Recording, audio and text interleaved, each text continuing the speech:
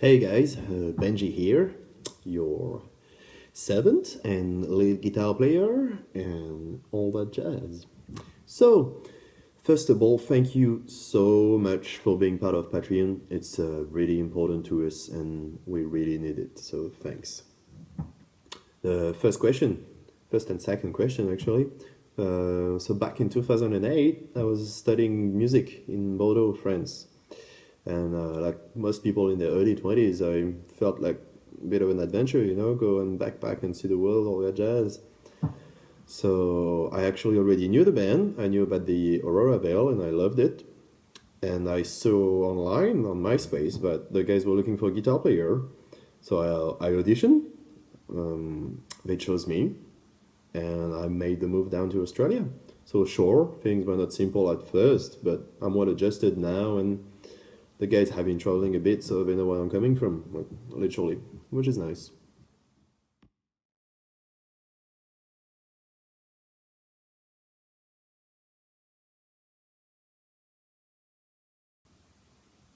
Hey, so I'm gonna answer this one in French first, and then I'll do a sum up in English. Alors oui, bien évidemment, ici c'est différent, mais bon, ça, on peut pas vraiment parler de choc culturel, hein. Ça reste un pays de culture occidentale, anglo-saxonne comme on en connaît ailleurs. Le mode de vie français, oui, la vie au quotidien en France, ça me manque, mais j'ai quand même la chance de pouvoir y retourner assez souvent. Donc ça va, je m'en sors. Ouais. So yes, I do miss friends on the day-to-day basis, the lifestyle. That's what I miss. But I cannot talk about maybe a culture shock when coming to Australia. There wasn't really any of that. It's a Western country. Things are different, but they're not that different. It's easy to adjust to that.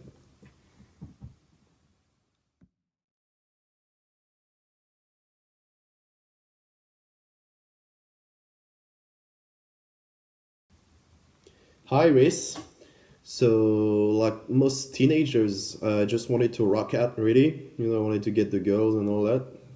So I had been listening to guitar music, for years already, like the jazz classics, blues guitar, gypsy jazz, Stevie Ray Vaughan, Satriani, and all those guys. Because my parents who actually had lots of those CDs and listening to that, but I didn't pick up the guitar until I was like 15, and I didn't get right into it until I was maybe 18. That's when I just couldn't put it down.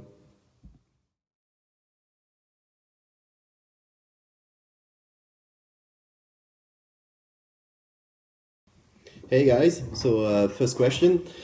For the electric guitar, I'm a lot into Daniele Gottardo, who's an incredibly fresh and diverse Italian guitar player. He's got unbelievable flair and control, and most of all, the songwriting. It's the best thing I've heard in years, and as far as guitar music goes. But other than that, I always look up to the same guys, man. Sébastien Gignot, Birelli Lagraine, Guthrie Govan. For the second question, hello, Mr. Lefty. It sucks to be a lefty, right? I know. So my biggest inspiration as a guitar player would be the guys that I just mentioned. There's just too many to list, but I could add Jason Baker, of course, Django Reinhardt, Antoine Dufour, or Eric Rush for acoustic fingerpicking, Angelo DeBar, back to my gypsies. These are the guys. If I could have 1% of any of those guys' talent, I think I'd be really happy with myself.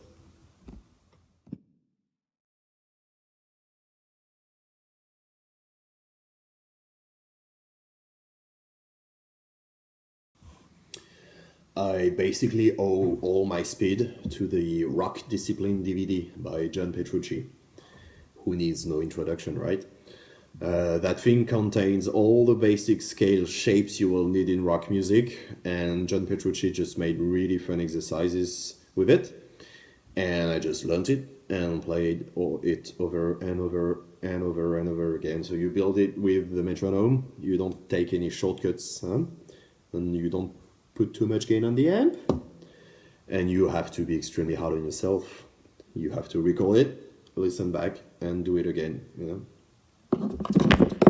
I've had that that exact metronome since the first month I picked up my first guitar. No kidding, it's still working, and I still use it every single day. Okay, 16 years later, I still use it every day. No way around this. Cannot make that clear enough. And Jordan, the rhythm playing is the hardest and the most important part of the music. Everything falls apart without it. You can't have music without notes. You cannot have music without rhythm. There's no way around it. And there is no way a lead guitar player can be any good if he's not a good rhythm player. What I'm trying to say is that if your rhythm is solid, your lead can only be solid. You've already done half the job. Congratulations! So sweep picking is smoke and mirrors. The real challenge is alternate picking or economy picking, whichever you're gonna choose. Maybe both if you're feeling brave. But if you want tricks for sweep picking, you need to learn your triads. So maybe you already know them. If you don't look it up, it's a very basic and useful principle that will be extremely useful for improvising and songwriting and all that stuff. You learn your triads and you just sweep them all across the neck. And of course, with your best friend. And in 1 year, you sweep just like me.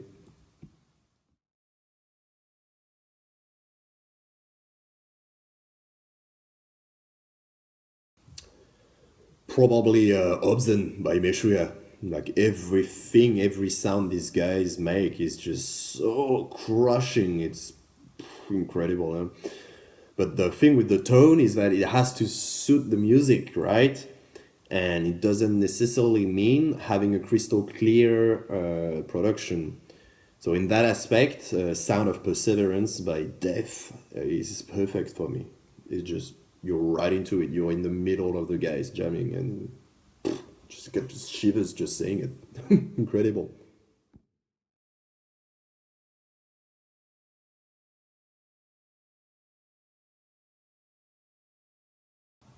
Hey man, nice to hear from you. So my musical education is quite basic actually. I was self-taught for the first 4 years or so. Just wasted time noodling around and yeah, that was probably not the greatest idea, but I just, I'm from the countryside, poor parents, can't pay for lessons and blah blah blah. Anyway, so I had to wait till I get to university where I was studying music for 2 years there, but it didn't have actually anything to do with guitar playing. It was pure hardcore theory. After that, I did enter a modern music school and I intensively learned about the guitar playing that time, guitar in quite a modern way. And to this day, I am still working on the things I have learned there. Excellent school and probably the best thing I've done. For practice, it depends on my mood really. It always starts with 10-15 minutes of improvisation. It's just some backing track or just solo guitar. Take a very long time to warm up. I have so many issues with my hands, and I really take the warm ups seriously. It's very important, and so should you. So for the practice these days, I'm actually practicing just new picking ways to find better dynamics for my songs, which is something I take at heart. And I'm also practicing tapping. You know what? I'm doing quite a bit of tapping these days. The acoustic guitar is of course a very important thing for me, and switching between the electric and the acoustic guitar is excellent for muscle relaxation and your ears, and it can help you come up with interesting guitar ideas. I suggest it.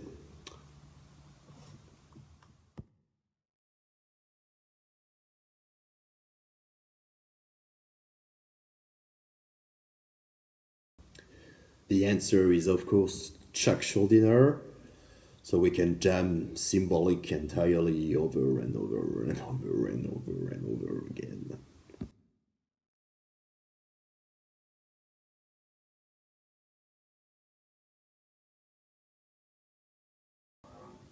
I would play in a traditional Eastern European band. Yeah, no joke. That's what I would do. I love it.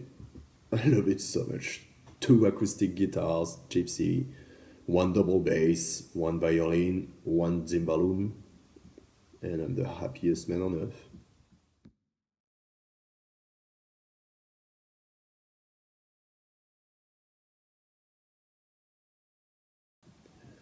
So it's a bit of an exaggeration. Like to be honest, I wasn't asked to join the band really, but in 2011, I was stuck in France, Bordeaux, where I'm from, and where Gorod is from.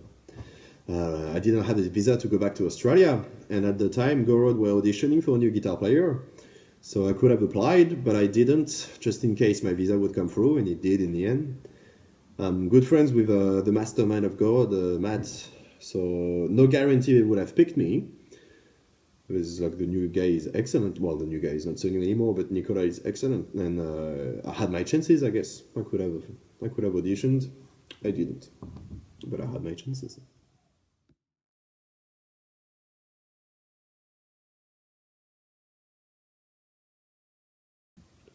So I tend to write all the music that I come up with, and I send it to Matt one way or another, so he can learn it by the time we jam again. On the other hand, Matt, he tends to show me his riffs and ideas in rehearsal, and then we jam on it and just record it with our phone or something, and then work on it when I'm home. The lead stuff that only comes up like much later. It's the icing on the cake. And something I've noticed is that the solos they never end up being where I originally wanted them to be. That's odd thing that's happening in the Neo camp.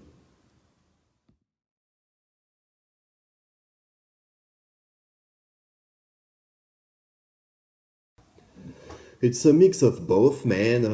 I do use a few harmonic tricks I know to help songs flow better, which is crucial. It's very, very important point. But that usually just involves me looking perplexedly at my guitar. Well, let's just say I use the theory to polish some rough corners.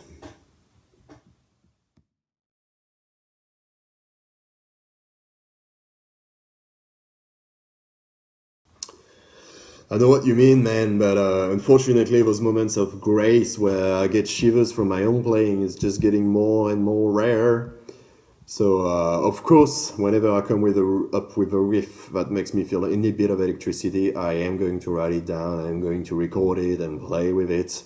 And it doesn't happen how easy or how hard it is to play. If it makes me feel something, I will use it. It's music.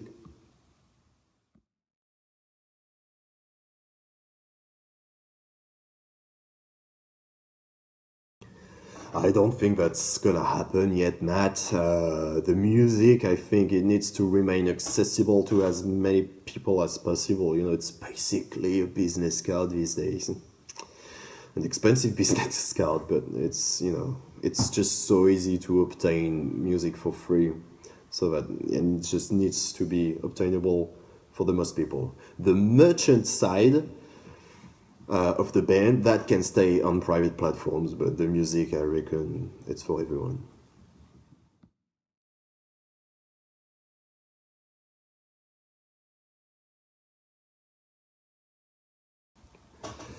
Death, symbolic, emperor, anthems to the walking at dusk. Cynic, focus, death spell omega, Paracletus, the Rosenberg Trio, the live North Sea Jazz Festival. And that's not an album, but I have to mention Chopin's Etudes, the composer, Polish pianist. That is just still my favorite thing to listen to. It's just, there's no words for it.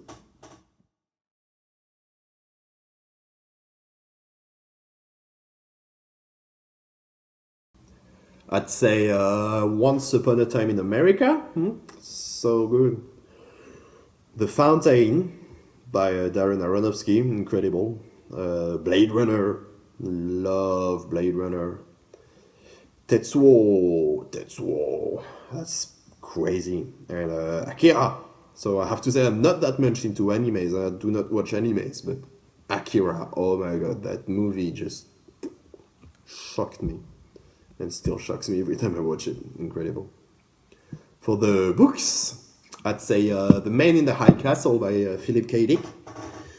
And then it's gonna be French stuff, man, so whoever can understand will understand. L'étranger by Albert Camus. The Stranger, incredible. The Last Day of the Condemned Man, Le Dernier Jour d'un Condamné. I love that book. The Metamorphosis by Kafka, La Métamorphose. And L'écume des jours by Boris Vian. Beautiful, beautiful, beautiful movie. Beautiful book, sorry. I don't think did they make a movie out of this? Maybe.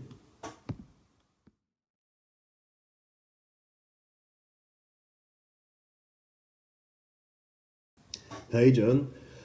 Well, I'm quite the wanderer when I'm on tour. I always try to check out the town I'm in as much as possible. You know, I get out of the bus or the van, whatever, and I put up the phone and TripAdvisor and I look up what's around and I go and check it out. You know, when the weather is rubbish, just sit in a cafe and surf the web. Very interesting, isn't it? Ideally, I guess I would be playing guitar and practice, but the logistics are never easy when you have so many people on the road and you were just not quite at that level yet where we have enough space to actually be able to pull the instruments.